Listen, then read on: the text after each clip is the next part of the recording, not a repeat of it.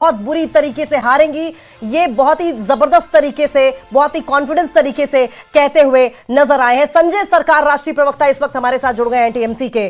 Sir, क्या ये जो टेली पर आंकड़े दिखाए जा रहे हैं, हालांकि हम फिर कहेंगे कि शुरुआती आंकड़े हैं, क्या ये खतरे की घंटी है टीएमसी के लिए? घंटी का हम कोई महसूस नहीं कर रहा है, मैं आपको हकीकत बता रहा हूँ। ये तो शुरुआत उलझन है। हाँ। आपको मालूम है अभी तो मतलब जो पोस्टल बैलेट हुआ उसके बाद काउंटिंग चालू हुआ। मैं आपको बता दूं, आपको 1 से 2 बजे के अंदर टोटल क्लियर हो जाए, लेकिन जिस तरफ से रिजल्ट होना चाहिए मेरे हिसाब से उस तरफ से हो नहीं पाएंगे शायद।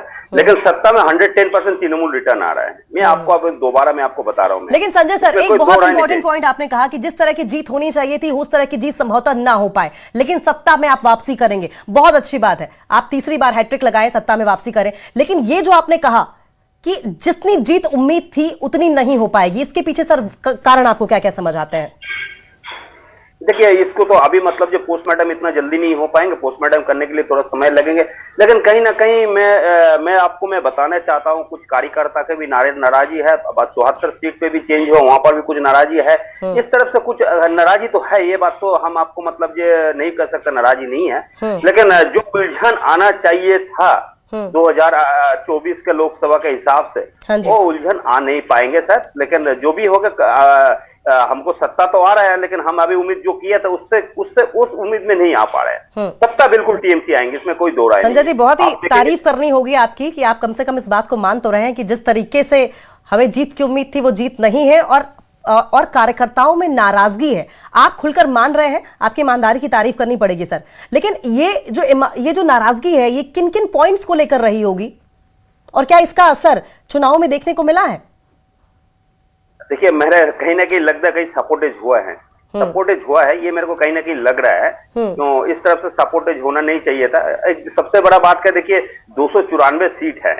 294 सीट में तो एक पार्टी को तो मतलब जो आपको 600 आदमी को खड़ा नहीं कर सकता, 294 होता है। उम्मीदवारी लेकर हुआ है, मन में भी आदमी को कुछ ये रहा है। दूसरे नंबर बात है, कहीं ना कहीं बहुत बड़ा एक इफेक्ट आपको इसमें भी पड़ा है, मतलब जो एसआईआर में जो नाम काटा गया है उसमें भी थोड़ा इफेक्ट पड़ा है। लेकिन मैं जिस तरफ से आपको देख रहा है, मथुआगढ़ में तो भारतीय जनता पार्टी को मतलब जो बहुत तरफ से चेंज लग चुके हैं। और दूसरे नंबर बात है, ये एक हिंदू मुसलमान का बहुत बड़ा एक पोलराइजेशन हो चुके हैं। और इसमें जो भी है अभी नतीजा आने दीजिए, नतीजा आ जाएंगे, आपको 1 बजे तक पूरा क्रिस्टल क्लियर हो जाएगा, 1 से 2 के बीच में।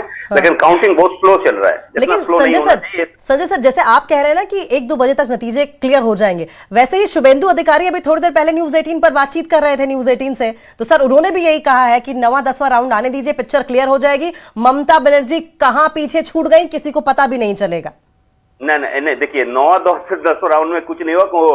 आपको ये इस होने के बाद, एसआईआर होने के बाद में जो है ना, कॉन्टेस्ट बहुत दिलचस्पी हो चुके हैं। और पहले जैसे आपको 90,000, 95,000, 1 लाख के ऊपर जो होते थे, वो शायद नहीं हो पाएंगे। जहां देखिए लास्ट टाइम में भी टीएमसी और बीजेपी मिला के ऐसे 80 सीट है जहां से मार्जिन था, मतलब जो आप 100 से लेके 2000 के अंदर में।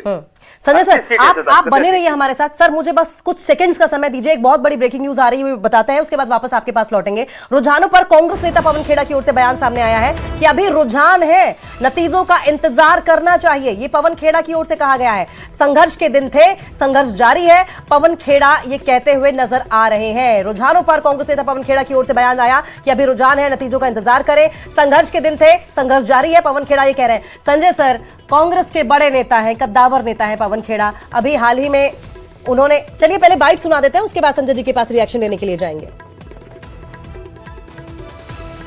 कम्युनिकेशन डिपार्टमेंट के चेयरमैन पवन खेड़ा हमारे साथ है, बिल्कुल खास लुक में। और आपको बता दें कि सुप्रीम कोर्ट से जमानत मिलने के बाद हेमंत बिस्वा शर्मा पर आरोप लगाने के बाद पहली बार सामने आया। पवन जी, ये खास लुक तो सबसे बहुत दिनों के बाद, इतने दिनों से हम लोगों ने कभी नहीं देखा, कुछ खास वजह थी? ये तो संघर्ष की दास्तान है। हाँ, सबके अपने अपनी जिंदगी में संघर्ष होते हैं, उसकी दास्तान दिखती है कई बार। हाँ, तो कैसा रहा संघर्ष?